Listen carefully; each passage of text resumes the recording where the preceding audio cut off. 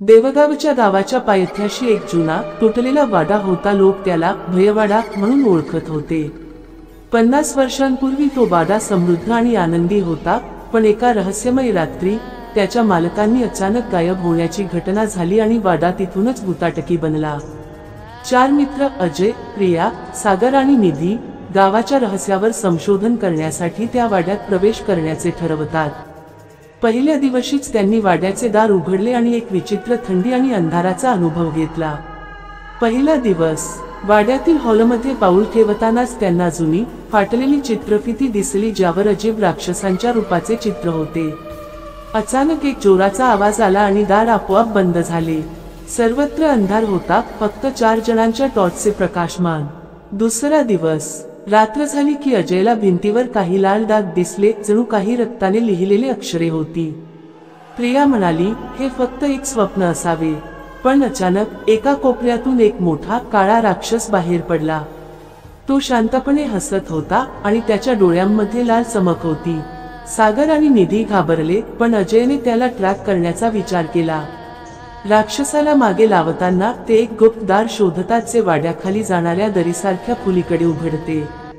तिसरा दिवस. खोलीमध्ये उतरतानाच त्यांनी अनेक जुनी खुणा आणि राक्षसांच्या पिशव्या पाहिल्या, ज्या भिंतीवर लटकत होत्या. तेव्हा निधी अचानक गायब झाली. मित्रांची घाबरट वाढली, पण अजयने ठरवले की तो तिला शोधेल. त्यांनी एक लांब आणि उघडा कॉरिडॉर पार केला, जिथे भयंकर आवाज ऐकू येत होते, जणू काही राक्षसांच्या हसण्याची लय त्यांच्या कानात शिरत होती. ते एका मोठ्या हॉलमध्ये पोहोचले, जिथे अंधारात अनेक राक्षस त्यांच्या भोवती फिरत होते.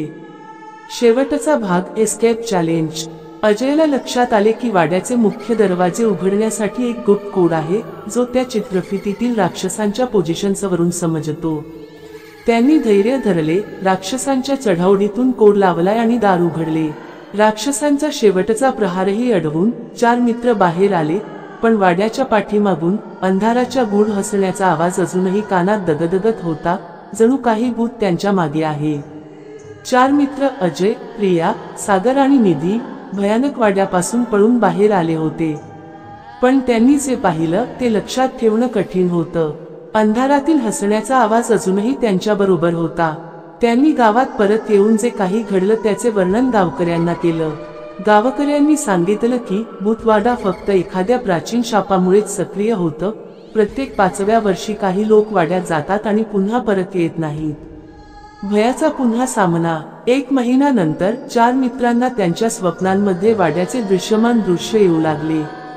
निधीचे स्वप्न वेगळे होते. तिला वाड्यातील गुप्त खोलीत एक जुनी पुस्तकं आणि विचित्र चिन्हे दिसत होती.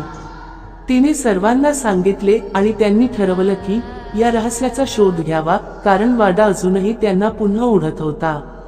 वाड्यात परत प्रवेश. 4 जण परत वाड्यात गेले. पहिल्या दिवशीच्या तुलनेत वाडा अजून अधिक भयावह दिसत होता. फाटलेल्या पडद्यांमागे राक्षसांचे डोळे चमकत होते आणि हवेत एक अजीब वास होता, जणू काही जुनी भस्मसळलेली वस्तू वासत होती.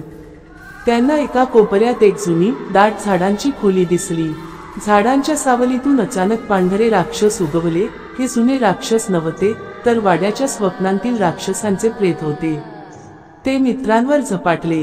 अजयला लक्षात आले की या राक्षसांना जिंकण्यासाठी त्यांनी प्रत्येक प्रेताच्या चिन्हावरून त्याचे मूळ नाव ओळखणे आवश्यक आहे. त्यासाठी त्यांना खोलीतील गुप्त पुस्तक उघडावे लागले आणि प्रत्येक राक्षसाची माहिती वाचावी लागली. प्रिया एका राक्षसाला विचित्र प्रकाशाच्या काठीने अडवते. सागर एका गुप्त पाझरीद्वारे दुसऱ्या राक्षसाला फसवतो. निधीने झाडाच्या सावलीत लपून 3ऱ्या राक्षसाचा मागोवा घेतला.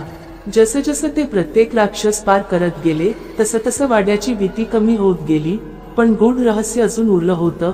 वाड्याच्या मुख्य हॉलच्या तळमजल्यावर एक विशाल काळा पुस्तकवर्ग आहे, जो भयवाड्याचे खरे रहस्य उलगडतो.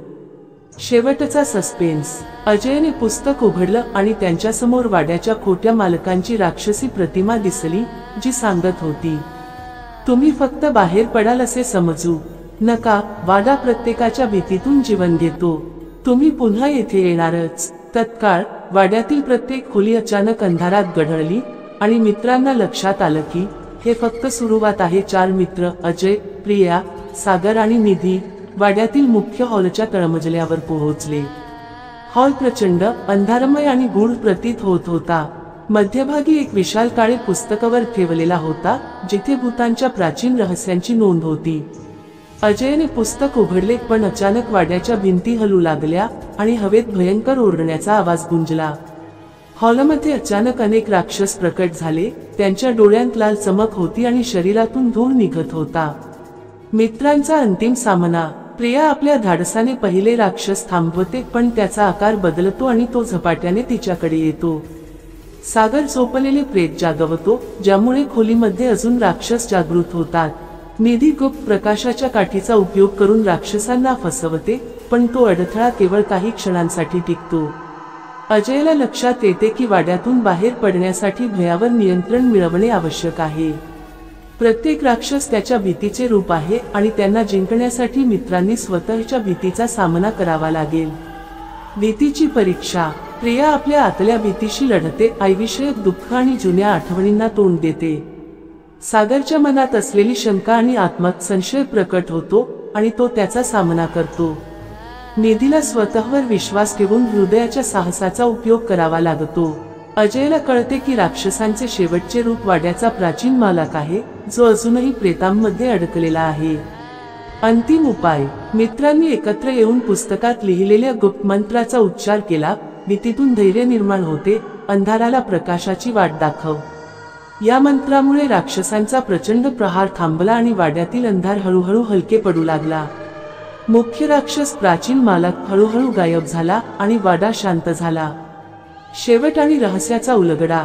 4 मित्र बाहेर आले, घामाने, थकल्याने पण जिवंत।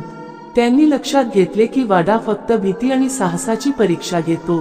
गावकऱ्यांनीही सांगितले की जे लोक धैर्य दाखवतात त्यांना वाड्यातून सुरक्षितपणे बाहेर पडण्याची संधी मिळते।